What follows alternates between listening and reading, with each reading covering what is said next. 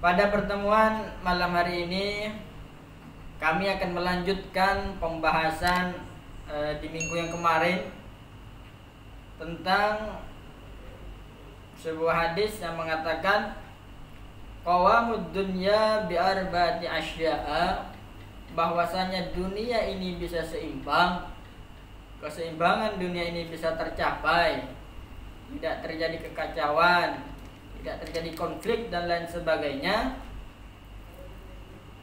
Yang pertama adalah bila ada 4 golongan. Yang pertama adalah bi'ilmil ulama. Yang pertama yaitu dengan keilmuan yang dimiliki oleh para ulama, para asatid, para kiai, para habaib dan lain sebagainya. Dan ini telah saya jelaskan di minggu yang kemarin. Sedangkan golongan yang kedua adalah orang yang bisa membuat dunia ini damai, tidak terjadi konflik baik secara fisik maupun fisiologis. Siapa mereka? Yaitu wabi'adlil umara, yaitu dengan adanya pemimpin yang adil. Jadi dunia ini bisa tertata dengan rapi, tidak terjadi konflik, tidak terjadi kekacauan kalau yang memimpin dia berlaku dengan adil. Siapakah pemimpin?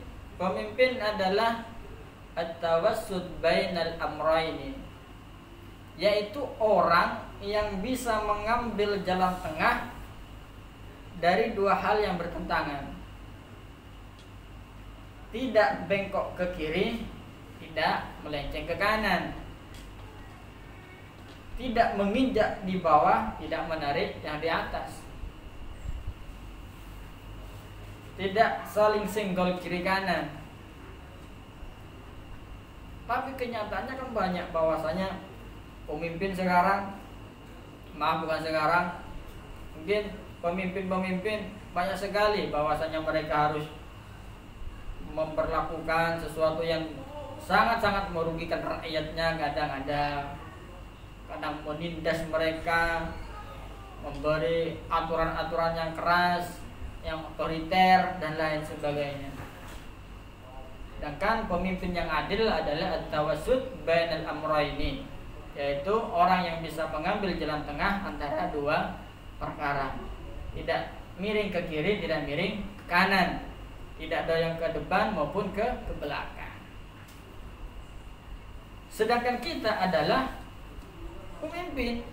Setiap kita sendiri adalah pemimpin, dan setiap pemimpin akan diminta pertanggungjawaban dari apa-apa yang dipimpinnya.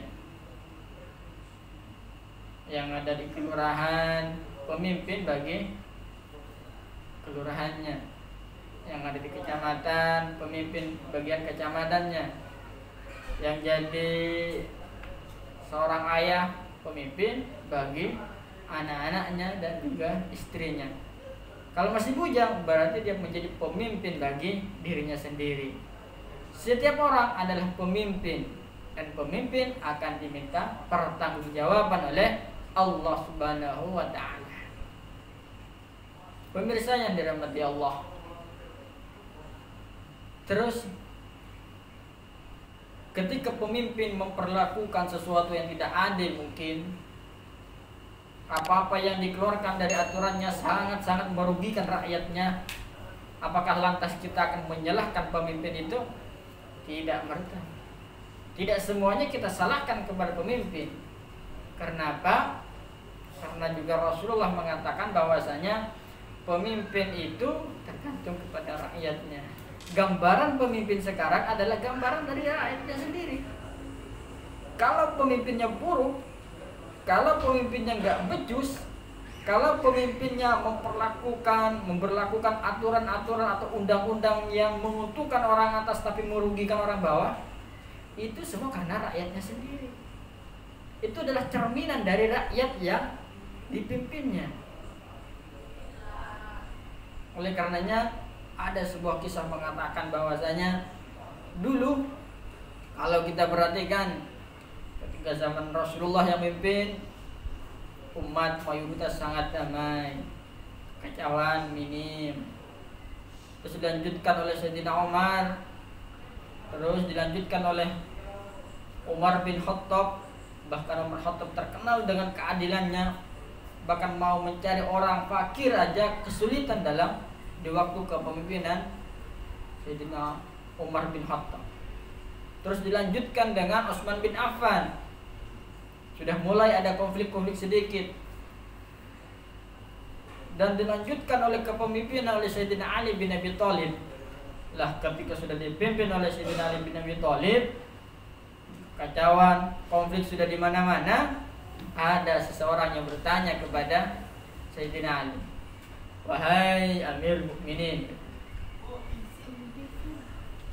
dulu ketika yang memimpin kita, yang memimpin umat-umat Islam ini, yang dipimpin oleh Sayyidina Abu Bakar, dipimpin oleh Umar bin Khattab, dipimpin oleh Utsman bin Affan, jarang sekali terjadi kekacauan, konflik jarang sekali terjadi, bahkan minim. Tapi kenapa ketika engkau yang memimpin, ketika engkau yang menduduki sebagai Amirul Mukminin, bagaimana, kenapa konflik-konflik sering sekali terjadi? Di mana-mana ada kekacauan, di mana-mana ada pertumpahan darah. Apa kata Sayyidina Ali? Kata Sayyidina Ali, dulu ketika Nabi menjadi pemimpin umat Islam, rakyatnya adalah Sayyidina Abu Bakar, Sayyidina Umar, Sayyidina Utsman. Ketika sahabat Abu Bakar, Umar, Utsman yang menjadi pemimpin umat Islam, rakyatnya adalah seperti saya. Sedangkan ketika saya memimpin, rakyatnya seperti kamu. Sayyidina Ali. Inilah gambaran bahwasanya pemimpin itu juga gambaran dari rakyatnya. Oleh karenanya mari kita sama-sama juga introspeksi diri. Jangan selalu menyalahkan kepada para pemimpin. Dan juga mari kita sama-sama bagaimana agar Indonesia ini dipimpin oleh orang-orang yang adil. Kenapa? Karena ketika pemimpin kita adil, maka kemaslahatannya akan terasa sekali kita rasakan, terutama bagi orang-orang yang kalangan bawah. Pemirsa yang dirahmati Allah, inilah dua golongan yang berdua yang bisa mendamaikan keadaan dunia ini. Yang pertama, ketika para ulama mengamalkan apa yang diketahuinya, mengamalkan ilmu-ilmu yang didapatnya. Maka ulamanya tahu bahwasanya riba itu haram, dia tidak mengerjakan riba. Ulamanya tahu bahwasanya judi itu diharamkan, dia enggak melakukan judi. Ulamanya tahu bahwasanya khianat itu sangat-sangat diberkahi oleh Allah Subhanahu wa taala, dia juga enggak berkhianat. Damai.